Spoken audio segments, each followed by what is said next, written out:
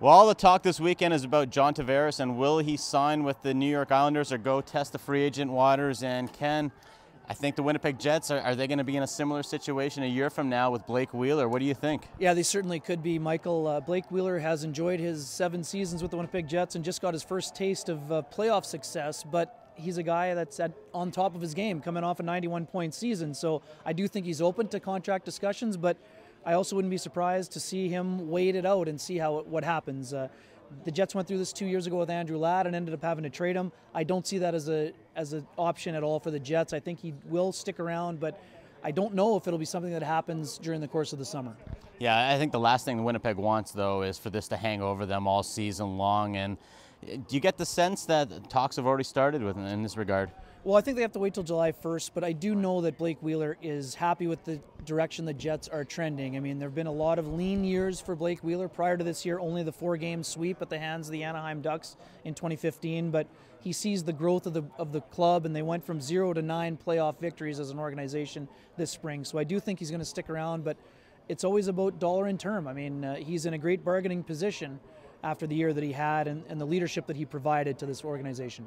So one guy that is going to be coming up on free agency, and it's restricted free agency, is Connor Hellebuyck, and had a heck of a year. Goes into really a negotiation period where he's holding all the cards, isn't he, in terms of what he was able to accomplish? It's funny, after his first go-around as a full-time NHL starter, people were not as confident in Connor Hellebuyck, and the Jets went out and got Steve Mason as an insurance policy, but you don't generally pay a guy $4.1 million to be a backup. So Connor Hellebuyck, a great year, 44 wins, went 67 games, including 64 starts, and he was fabulous, finishing second in the Vezina voting. You have to think he's going to be getting upwards of $6 to $7 million a season for at least 5 years, so that's going to eat up a lot of the cap room that the Jets will have this summer.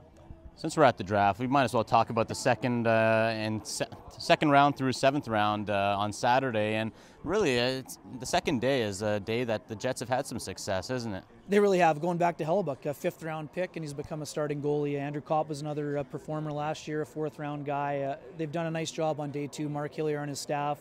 They've gone for a few USHL players the last little bit, so I wouldn't be surprised to see them go that route. But also, I think they'll be focusing on defensemen and forward, but could see a goalie sleeper later on. But I think the focus will be up front and on the back end to add some depth.